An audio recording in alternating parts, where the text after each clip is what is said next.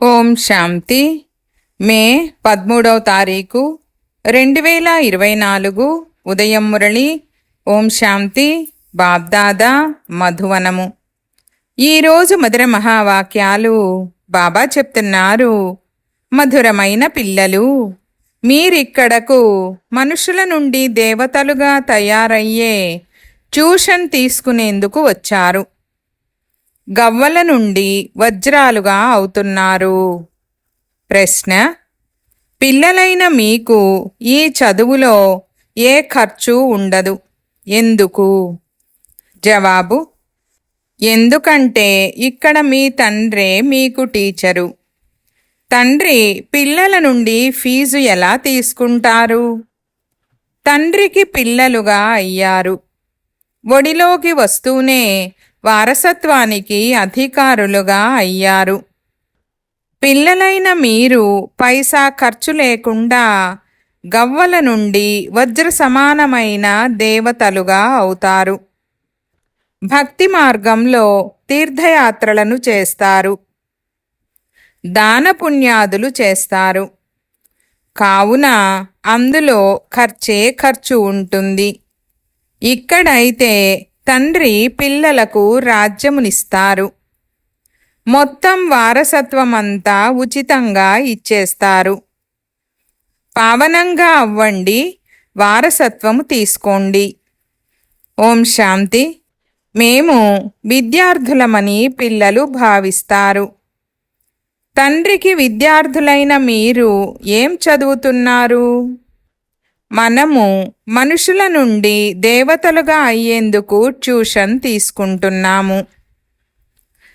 ఆత్మలమైన మనము పరమపిత పరమాత్మ నుండి ట్యూషన్ తీసుకుంటున్నాము. జన్మ జన్మలుగా స్వయాన్ని ఆత్మ అని భావించక దేహమనే భావిస్తూ వచ్చామని ఇప్పుడు అర్థం చేసుకున్నారు. ఆ లౌకిక తండ్రి ట్యూషన్ కొరకు మరో చోటుకు పంపుతాడు.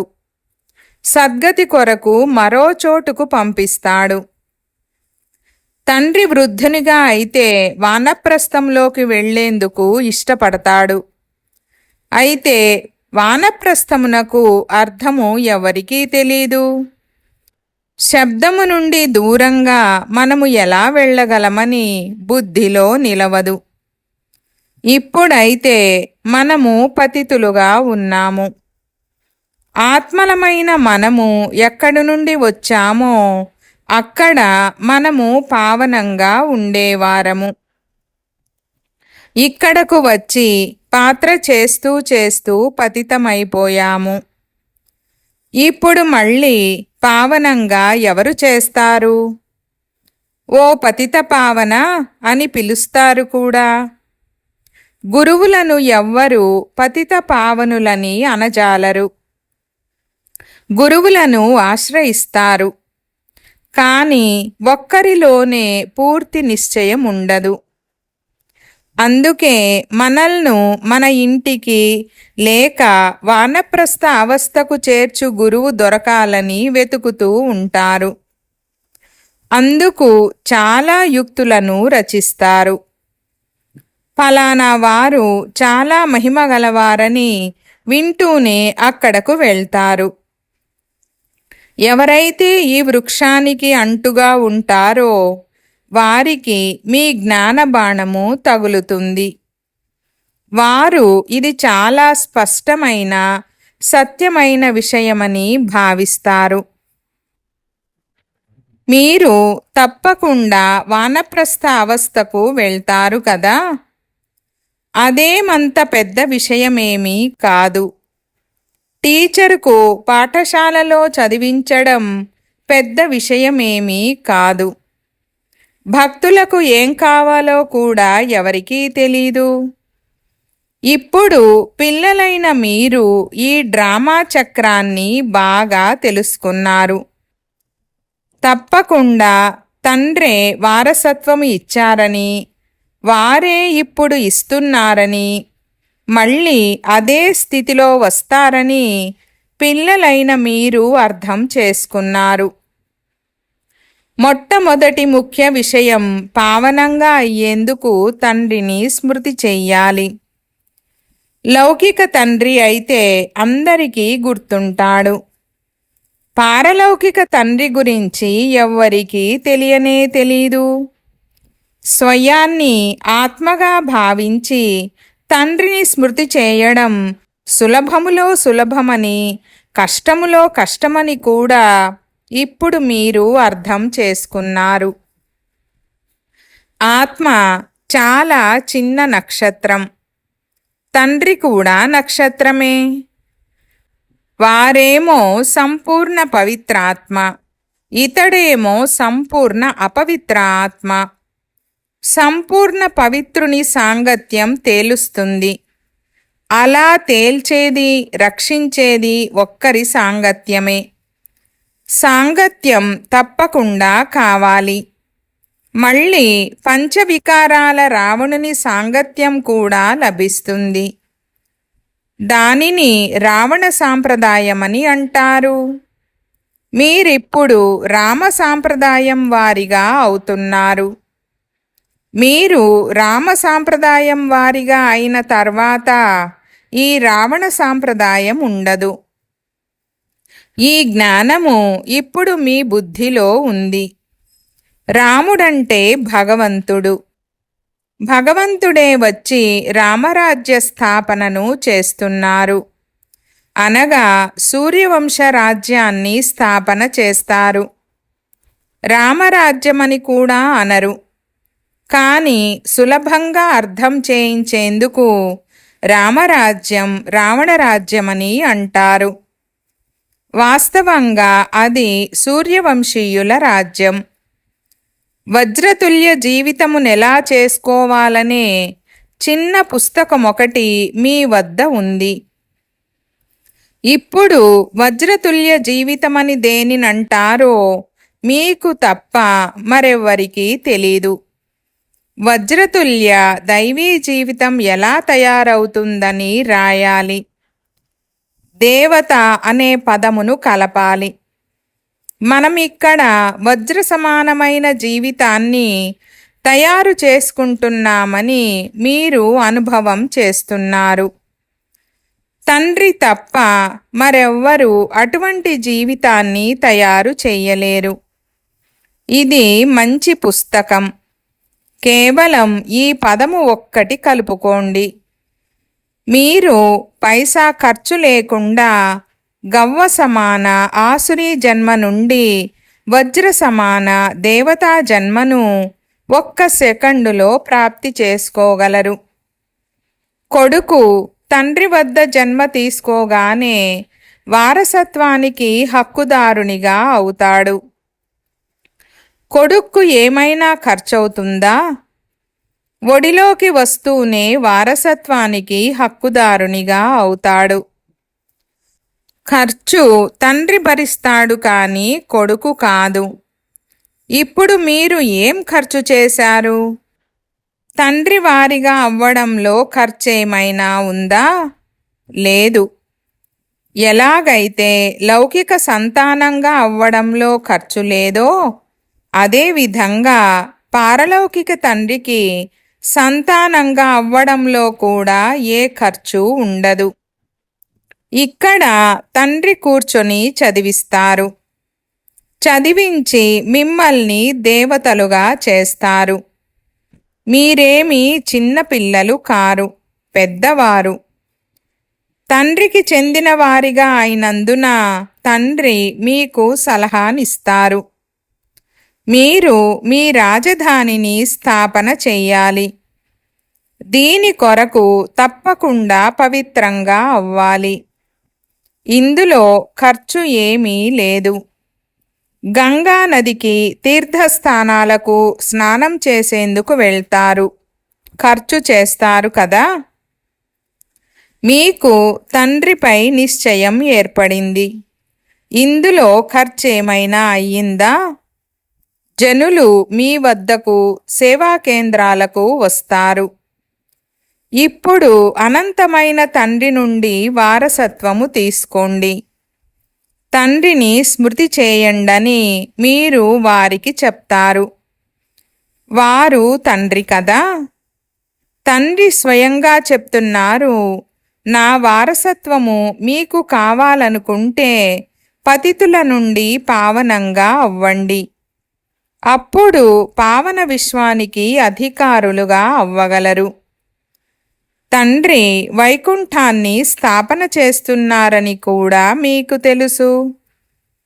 తెలివిగల పిల్లలు మంచి రీతిగా అర్థం చేసుకుంటారు.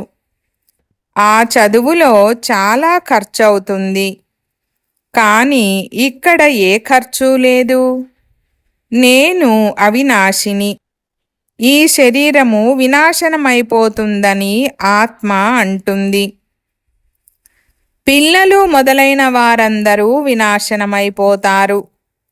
అప్పుడు జమ చేసిన ధనమంతా ఏం చేసుకుంటారు? ఆలోచన కలుగుతుంది కదా. చాలా షావుకార్లుగా కూడా ఉంటారు. వారికి ఎవ్వరూ లేరనుకోండి. జ్ఞానము లభించినప్పుడు ఈ పరిస్థితిలో ధనము ఏం చేసుకుంటామని అనుకుంటారు. చదువు సంపాదనకు ఆధారం. తండ్రి తెలిపారు, అబ్రహాం లింకన్ చాలా పేదవాడిగా ఉండేవాడు. రాత్రుళ్ళు మేల్కొని చదువుకునేవాడు.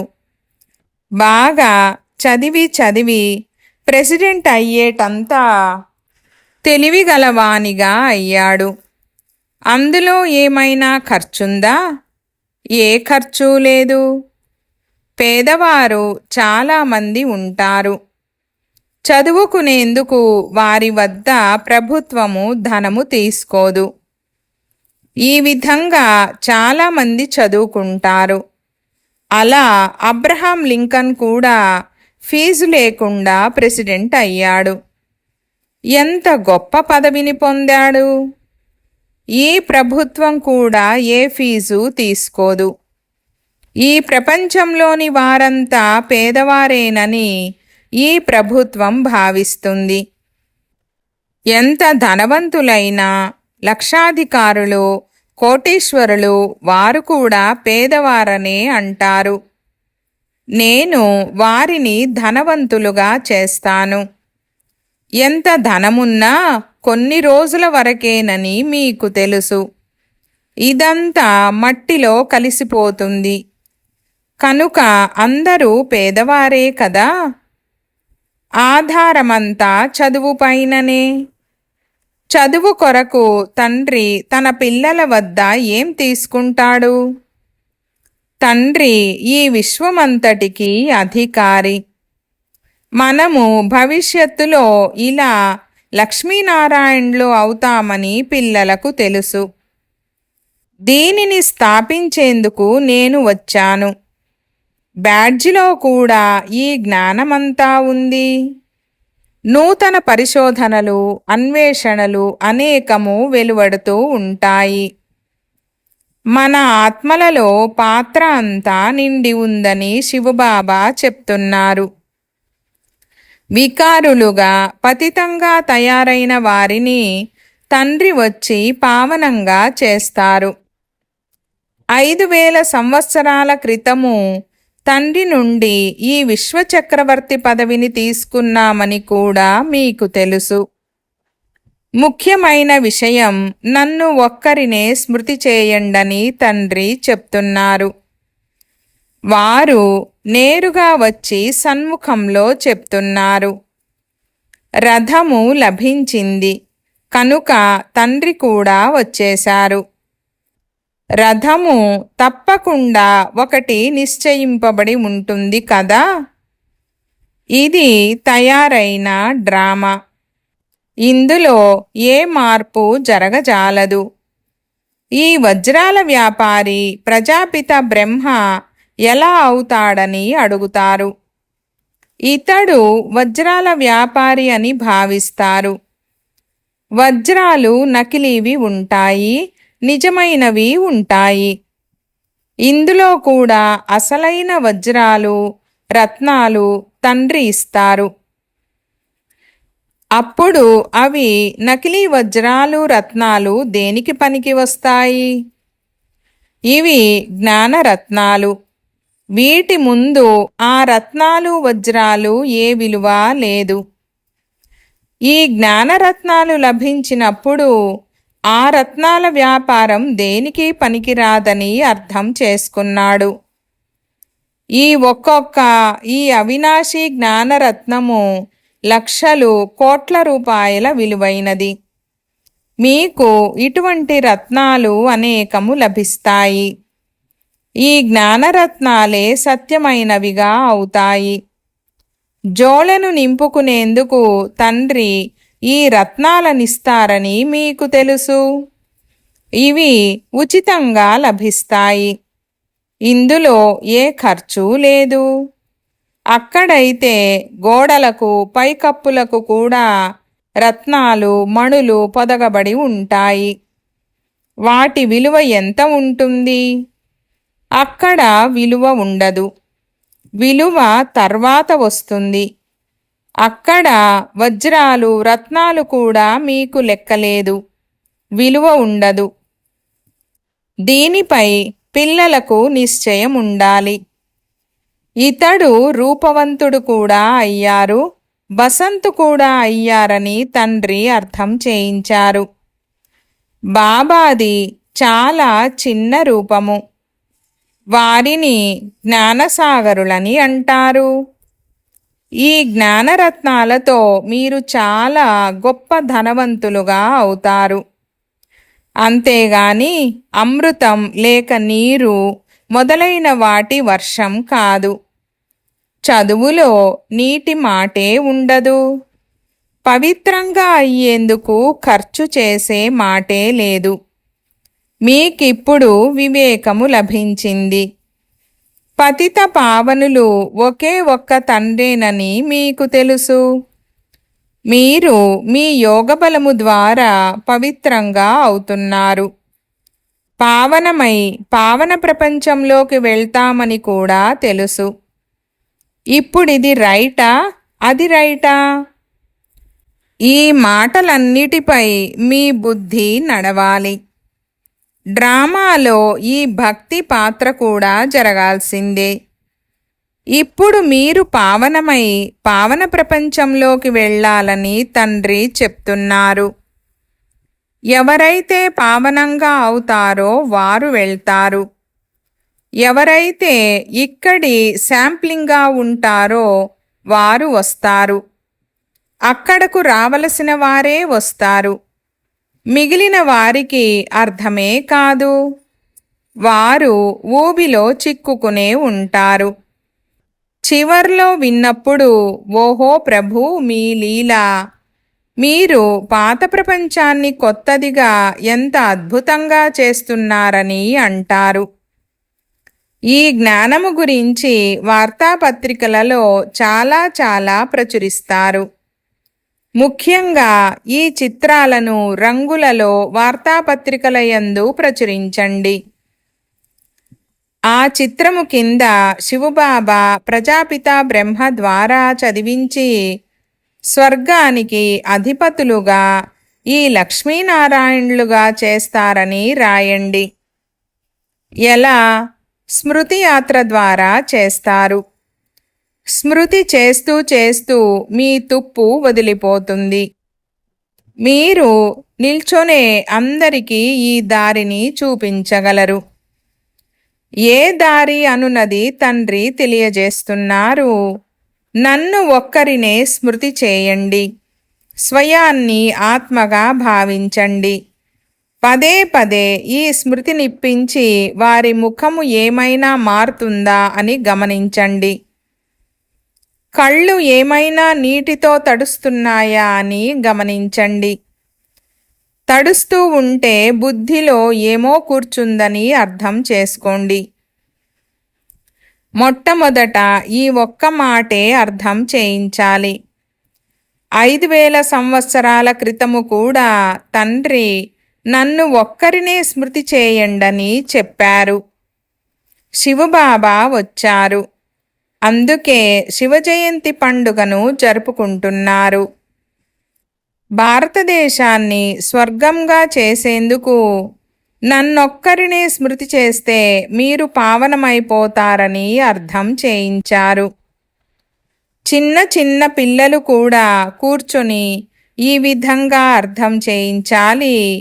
అనంతమైన తండ్రి శివబాబా ఇలా తెలిపారని చెప్పాలి. బాబా అనే పదము చాలా మధురమైనది. తండ్రి మరియు వారసత్వము. పిల్లలకు ఇంత నిశ్చయం ఉండాలి. ఇది మనుషుల నుండి దేవతలుగా తయారయ్యే విద్యాలయం. దేవతలంటేనే పవిత్రులు. ఇప్పుడు తండ్రి చెప్తున్నారు, స్వయాన్ని ఆత్మగా భావించి నన్ను స్మృతి చేయండి. మన్మనాభవ. ఈ పదము విన్నారా? వినకుంటే తండ్రి వినిపిస్తున్నారు. తండ్రి చెప్తున్నారు, నేనొక్కడినే పతిత పావనుడను. నన్ను స్మృతి చేస్తే మీ మురికి తొలగిపోయి సతోప్రధానంగా అవుతారు. శ్రమ అంతా ఇందులోనే ఉంది.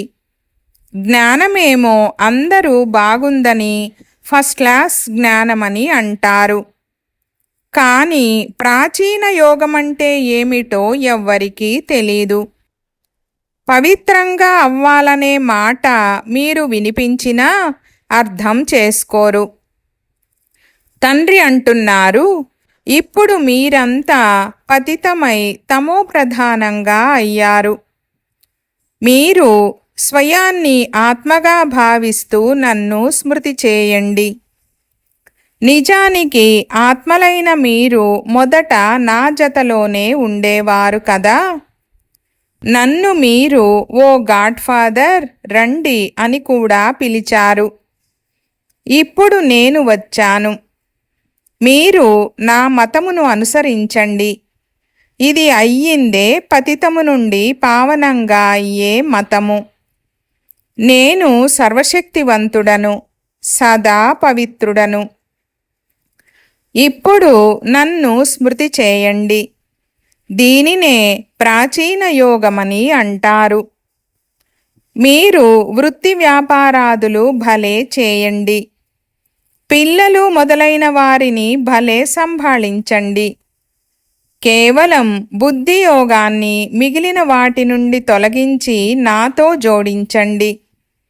ఇదే అన్నిటికంటే ముఖ్యమైన విషయము. ఇది అర్థం చేసుకోకుంటే ఏమీ అర్థం కానట్లే. జ్ఞానమేమో మంచి జ్ఞానం ఇస్తున్నారు. పవిత్రత కూడా మంచిదే. అయితే మేము పవిత్రం ఎలా అవ్వాలని అడుగుతారు. సదా కొరకు పవిత్రంగా ఉండాలని అర్థం చేసుకోరు. దేవతలు ఎల్లప్పుడూ పవిత్రంగా ఉండేవారు కదా. వారు ఎలా తయారయ్యారు? మొట్టమొదట ఈ విషయాన్ని అర్థం చేయించాలి. తండ్రి చెప్తున్నారు, నన్ను స్మృతి చేయండి. స్మృతి ద్వారానే పాపాలు నశిస్తాయి. అంతేకాక మీరు దేవతలుగా అవుతారు. మంచిది. मीठे मीठे सिकीलधे बच्चों प्रति मात पिता बाप दादा का याद प्यार और गुड मॉर्निंग. रूहानी बाप की रूहानी बच्चों को नमस्ते. हम रूहानी बच्चों की रूहानी बाप दादा को याद प्यार, गुड मॉर्निंग और నమస్తే నమస్తే బాబా నమస్తే. ధారణ కొరకు ముఖ్య సారము. 1వ పాయింట్, స్వయాన్ని పేదల నుండి ధనవంతులుగా చేసుకునేందుకు తండ్రి నుండి అవినాశి జ్ఞానరత్నాలను తీసుకోవాలి. ఒక్కొక్క జ్ఞానరత్నము లక్షల కోట్ల రూపాయల విలువగలది. వీటి విలువను తెలుసుకొని ఈ చదువును చదువుకోవాలి. ఈ చదువే సంపాదనకు మూలము. దీని ద్వారానే ఉన్నత పదవిని పొందాలి. 2వ పాయింట్, రామ సాంప్రదాయంలోకి వచ్చేందుకు సంపూర్ణ పవిత్రులైన ఒక్క తండ్రి సాంగత్యమే చెయ్యాలి. చెడు సాంగత్యం నుండి సదా దూరంగా ఉండాలి. అందరి నుండి బుద్ధి యోగాన్ని తొలగించి ఒక్క తండ్రితో జోడించాలి. వరదానము: శక్తిశాలి స్మృతి ద్వారా సెకండులో పదమాల సంపాదనను జమ చేసుకునే పదమాపదం భాగ్యశాలి భవ. వివరణ: మీ స్మృతి ఎంత శక్తిశాలిగా ఉండాలంటే 1 సెకండు స్మృతి ద్వారా పదమాల సంపాదన జమ అవ్వాలి. ప్రతి అడుగులో పదమాలు ఉన్నప్పుడు ఎన్ని పదమాలు జమ అవుతాయి? అందుకే పదమాపదం భాగ్యశాలురని అంటారు. ఎవరికైనా మంచి సంపాదన జరుగుతూ ఉంటే వారి ముఖంలో నషాయే వేరుగా ఉంటుంది. కనుక మీ ముఖము నుండి కూడా పదమాలు సంపాదించుకునే నష కనిపించాలి. ఇటువంటి ఆత్మిక నష, ఆత్మిక సంతోషం ఉండాలి. అది చూసిన వారు కూడా వీరు అతీతమైన వారని అనుభవం చెయ్యాలి. స్లోగన్: డ్రామాలో అంతా మంచే జరుగుతుందనే స్మృతి ద్వారా చింతలేని చక్రవర్తులుగా అవ్వండి. ఓం శాంతి.